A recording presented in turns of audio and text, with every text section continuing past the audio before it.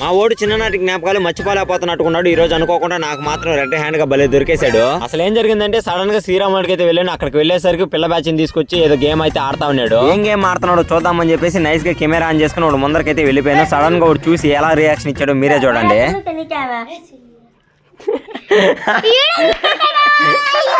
మనోడు ఇంకా చిన్ననాటి జ్ఞాపకాలు మర్చిపోలేకపోతున్నాడేమో. చిన్నపిల్లకాయలతో కూర్చొని గ్రీటింగ్ ఆట ఆడతా నాకంటే పడ్డాడు. ఆ తర్వాత కొద్దిగా గ్రీటింగ్ ఇవ్వరా నేను ఆడతానంటే నాకు మాత్రం ఒక్క గ్రీటింగ్ ఇవ్వకుండా చూడండి ఏం పని చేస్తున్నాడు. అంతకుముందు ఆ పిల్లకాయలు మోసం చేసి చాలా గ్రీటింగ్లు అయితే దండి చూడండి ఎక్కడ దాచి పెట్టుకున్నాడు. అవన్నీ తీసుకుని అయితే ఎత్తేసుకున్నాను.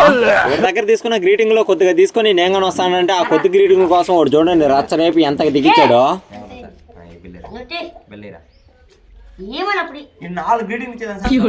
పిల్ల బ్యాచ్ తో కూర్చొని గ్రీటింగ్ ఆట ఆడి ఉన్న గ్రీటింగ్ మొత్తం అయితే దండుకు వచ్చేసాడు. ఇంకా మీ గ్యాంగ్ లో ఇలాంటి చిన్ననాటి జ్ఞాపకాలు మర్చిపోలేకుండా ఉండే ఫ్రెండ్స్ గానీ ఉంటే వాళ్ళకి వచ్చేసరికి రీల్ అయితే షేర్ చేయండి.